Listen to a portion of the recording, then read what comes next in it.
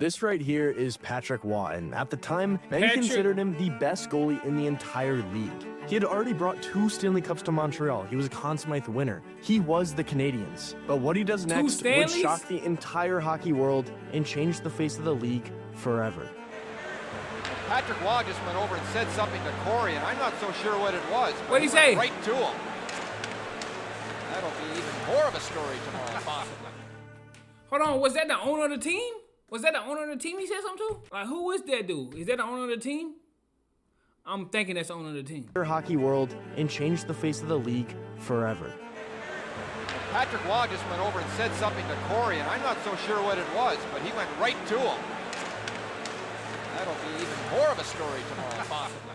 It was December 2nd, 1995, inside the legendary Montreal Forum, one of the most iconic arenas in hockey history, playing out its final season before the Canadiens would move into the brand new Molson Center. On the ice were 2 powerhouse franchises. The Red Wings were a juggernaut, near the top of the league almost every single year. They were led by a young core featuring Sergei Fedorov, Nicholas Lidstrom, Steve Yzerman, and Slava Kolzov. And behind them were veterans like Paul Coffey and Igor Larionov. And in net, they had future Hall of Famer Mike Vernon. And across the ice from Vernon in the other crease was another future Hall of Famer, but this one was already a legend, Patrick Waugh. He entered the NHL with a chip on his shoulder and a playoff resume before most players even saw a full season. Drafted 51st overall in 1984, he made his NHL debut in February of 1985, and by the start of the 1985-86 season, Waugh had taken over the starting job in Montreal, and at just 20 years old, he led the Canadiens to a Stanley Cup. He posted a .192 goals against average in the playoffs and won the Conn Smythe.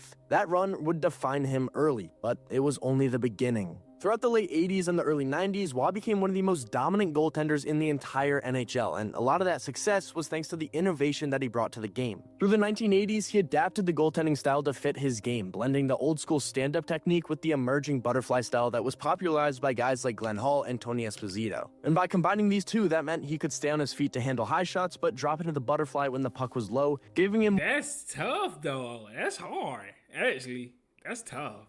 More versatility and control than most goalies at the time. By the early 90s, Waugh had already won 3 Vezina trophies and earned multiple All-Star selections. What's Vezina? Every year he was near the top in goals against average and save percentage. No matter how the roster looked, if Waugh was in net, the Canadiens were contenders. Then came 1993, a cup run that cemented his legacy.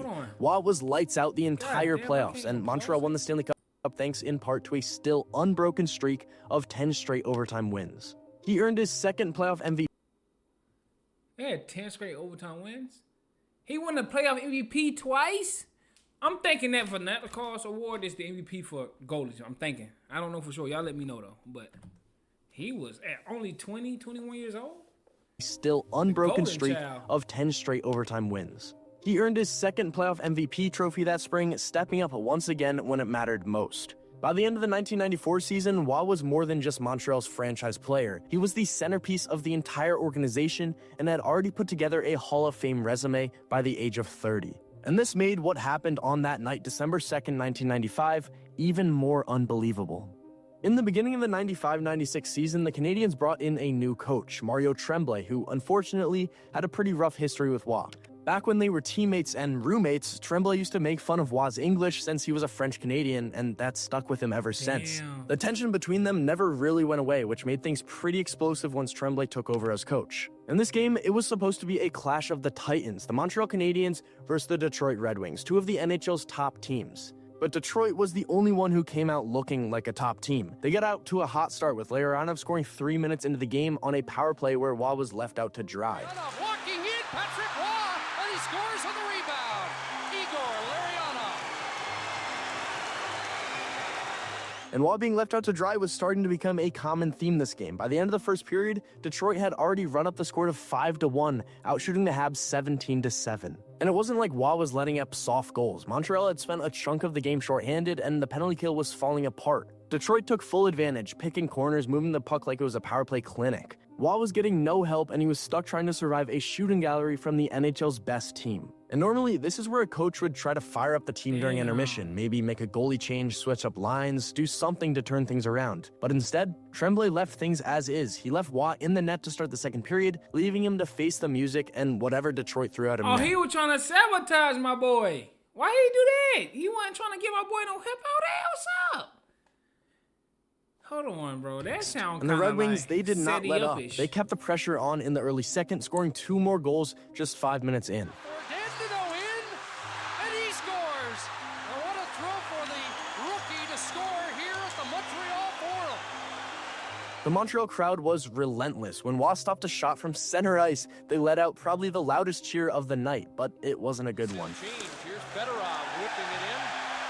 And the fans getting on Patrick Waugh, who responds. Waugh gave them a now pretty iconic sarcastic salute, clearly done with this entire game. But unfortunately for Patrick, Detroit was not done with the game. I'm about to say, why they do that? Like, damn, I ain't gonna lie. This is They kind of put like 2 more past him near the middle of the second period to make it 9-1, and this was finally the dagger. Mariana Fedorov scores 9-1.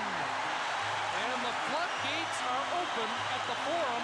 Finally, Waugh was pulled. Backup goalie Pat Jablonski came in, and Waugh skated off, clearly done with the night. He leaned his stick against the wall, handed off his masking gloves, and walked right past Mario Tremblay without even a glance from him.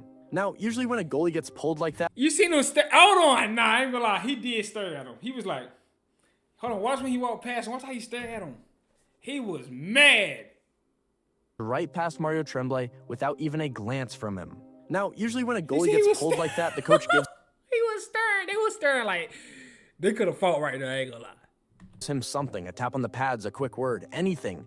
But instead, he got nothing. And in that moment, it clicked for Waugh. There was no coming back from this. This wasn't just about one bad game. This was a total breakdown. So he turned around, walked right past Tremblay again, still no reaction, and made his way to team president Ronald Corey. Waugh leaned in and said the words that would shake the Canadiens to their core. He said, "I've just played my last game with the Canadiens."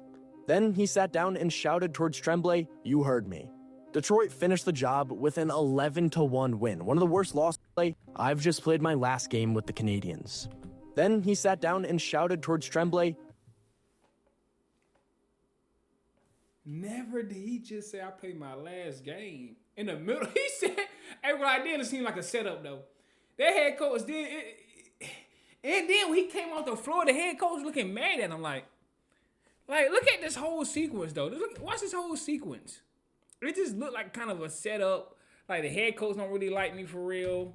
It just looked like I'd have felt the same way. I ain't gonna lie.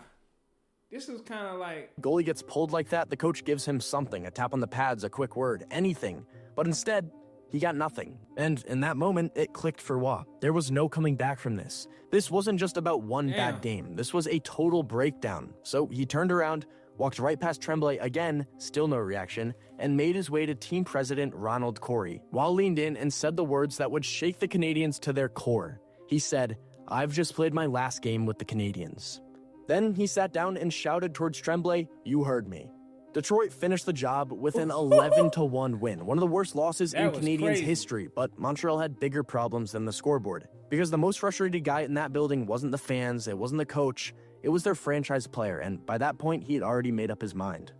It took just 4 days and the Canadiens pulled the trigger. Waugh and team captain Mike Keane were traded to the Colorado Avalanche in exchange for Jocelyn Thibault, Martin 4 days? Ruzinski, and Andrei Kovalenko. Even at the time, their return felt lopsided, and today it's remembered as one of the most lopsided trades in NHL history. General manager Rajan Houle, who had been on the job for just 40 days, was slammed for not trying to fix things between Waugh and Tremblay. But the damage, it had been done, and Montreal let their franchise player walk out the door. It was and still is one of the biggest trades in NHL history. dang 4 days after the game. I mean, when you let that man get his head blown off for 9 goals, like, come on, bro, you ain't gonna like. I'd have been mad too. I ain't gonna lie. I'm not mad at the dude. Now I see why. I didn't understand when I seen the video and the title. I'm like, why would he? Well, I understand why he was tripping. Then the coach gonna look at me crazy when I'm coming off the ice. Come on, bro. And to rub salt in the wound, Waugh went out and finished the season with the Colorado Avalanche and led them to the franchise's first ever Stanley Cup. The team had just relocated from Quebec, and Waugh instantly gave the team legitimacy. And then won it after they. I'd have fired the coach. I'd have fired the head coach. I'd have fired him. Bro, what?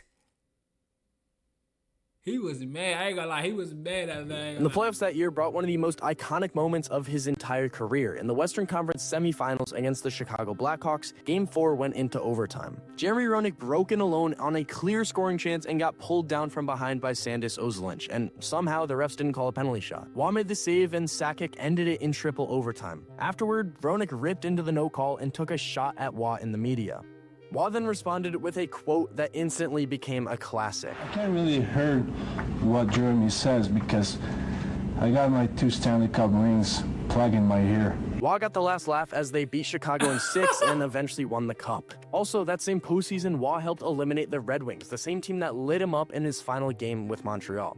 And it was the start of a rivalry that would define the next era of hockey. Between 1996 and 2002, Colorado and Detroit met in the playoffs 5 times. It was intense, emotional, and often pretty violent. And Waugh was right in the middle of it all, fighting goalies, stealing games, and carrying the Avalanche through the toughest moments. In 2001, he added 1 more Stanley Cup and 1 more Conn Smythe, beating the Devils in 7 games. He then played 2 more seasons after that and retired in 2003. By then, his legacy was already cemented. 4 Stanley Cups, 3 Conn Smythe trophies, countless iconic moments. And what happened on... He one of the GOATs. Is he the greatest goalie? Who the greatest goalie of all time, though? Now I gotta find out who the greatest goalie is, because this is crazy. He won 2 ships and then left the team, then won 2. Like, that's crazy. And got 4 MVP. Come on, man. All right, what we talking about? But nah, the way he told the owner, this is my last game, is insane. 4 Stanley Cups, 3 Conn Smythe trophies, countless iconic moments. And what happened on December 2nd, 1995, it wasn't just a breaking point between a coach and a goalie. It was the fracture of a dynasty, the collapse of a hockey institution that hadn't quite realized how much it leaned on one player. One moment, he was the face of the franchise. 4 days later, he was gone. And just like that, so was the Canadiens' identity. Damn, bro. Bro, that is insane. That is insane. I didn't even, that is crazy. They just let go of it. They didn't want to say, bro, can you figure it out with the coach? I would have got rid of the coach. Fuck, bro. I got rid of him, bro. What are we talking about? That's crazy, bro. Look, man, on the roll to 10K subs, man. Like, comment, subscribe, bro. I'm doing a giveaway at 10K subs. So, look, man, hit that sub button. But look, this is crazy. Let me know in the comments who is the best goalie of all time. And let me know some of the good goalie stories, man. But look, man, I'm going to see y'all in the next video. Y'all already know what's going on, man. Okay,